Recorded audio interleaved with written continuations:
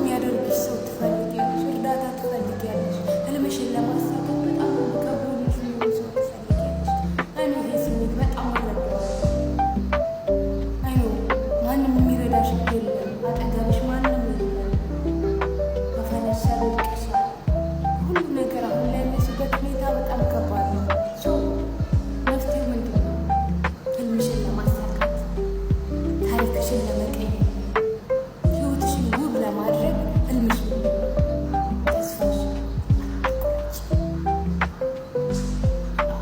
አሁን ያለሽበት ሁኔታ ሁሉ ያልፍና ነገ ያን ቀን ስለሚመጣ